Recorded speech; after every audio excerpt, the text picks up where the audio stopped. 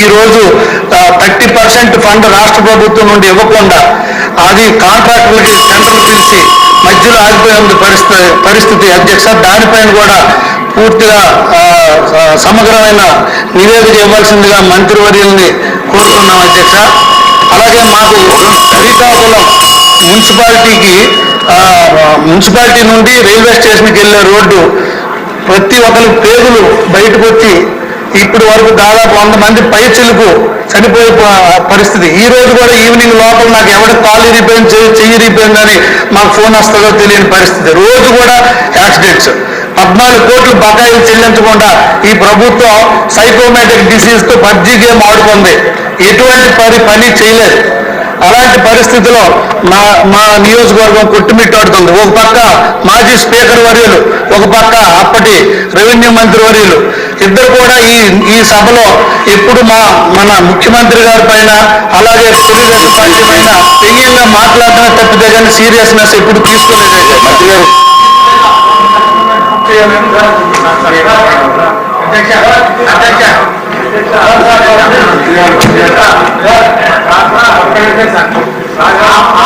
మంత్రి గారు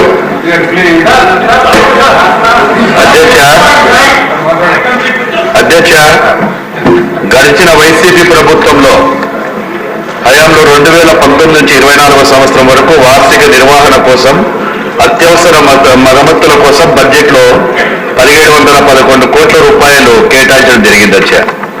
కానీ కేవలం ఖర్చు పెట్టింది 1100 చిల్లర కోట్లు మాత్రమే ఖర్చు పెట్టి 66% మాత్రమే పూర్తి చేయగలిగారు అధ్యక్ష. అదేవిధంగా ఏదైతే రెన్యువల్స్ పునరుద్ధరణ కోసం గత 5 ఏళ్ల బడ్జెట్లో 1471 కోట్లు పెడితే 950 కోట్లు మాత్రమే పెట్టడం జరిగింది. అంటే 62% మాత్రమే పని చేయగలిగారు అధ్యక్ష. గత 5 ఏళ్లలో క్యాపిటల్ స్కీమ్ కింద 3540 కోట్లు బడ్జెట్ కేటాయించగా కేవలం బడ్జెట్లో 30% మాత్రమే చేసి ఈ యొక్క ప్రభుత్వం ఈ యొక్క రాష్ట్రానికి చేయకూడదు రోడ్ల దీనికి మాత్రం అన్యాయం చేయడం జరిగింది అధ్యక్ష. అదేవిధంగా ఏదైతే న్యూ డెవలప్మెంట్ బ్యాంక్ ద్వారా మనం తీసుకునేటువంటి ప్రాజెక్టులకు ఎన్డీపీ స్కీమ్లో 3014 కోట్ల వ్యయంతో 1244 కిలోమీటర్ల పొడవు విస్తరణ మరియు బలోపేతం చేసే పనులు చేపట్టడం జరిగింది అధ్యక్ష. దానికి గాను కేవలం 199 కోట్లకు మాత్రమే బిల్లులు చెల్లించడం జరిగింది. 3000 చెల్లించబడ్డాయి. ఇంకా 231 కోట్ల రూపాయల బిల్లులు పెండింగ్ లో ఉన్నాయి అధ్యక్ష. ఈ స్కీమ్ నందు 70% న్యూ డెవలప్మెంట్ బ్యాంక్ రుణము మరియు మన రాష్ట్ర ప్రభుత్వం తరఫున 30% వాటా ఇవ్వవలసి ఉంది అధ్యక్ష. మే నెల 2022 నందు బ్యాంక్ వారు 232 కోట్ల రూపాయల నిధులు విడుదల చేశారు అధ్యక్ష. ఆ విడుదల చేసిన నిధులు కూడా 1.5 సంవత్సరం 2 సంవత్సరాలకు వాళ్ళ ప్రత్యేకమైన అవసరాల కోసం వాడుకొని ఇక్కడ కూడా కాంట్రాక్టులకు చెల్లించకపోవడం వలన ప్రతి సంవత్సరం మనం దాదాపుగా 300 కోట్లకు పైన తీసుకుంటూ వస్తే ఆ యొక్క రెన్యూవల్ చేస్తా వస్తే 5,1500 కోట్ల రూపాయలు ఎన్డీబీ బ్యాంక్ ఇచ్చేటువంటి అవకాశాలు ఉండడాన్ని కూడా ఈ ప్రభుత్వ స్వార్థం కోసం కేవలం 92 కోట్ల రూపాయలు మాత్రమే ఖర్చు పెట్టి వాళ్ళకు రియంబర్స్మెంట్ ఇవ్వడం జరిగింది అధ్యక్ష. ఈ యొక్క 2023-24 సంవత్సరంలో 106 కోట్ల రూపాయలు కూడా మళ్ళీ ఖర్చు చేయడం జరిగింది అధ్యక్ష.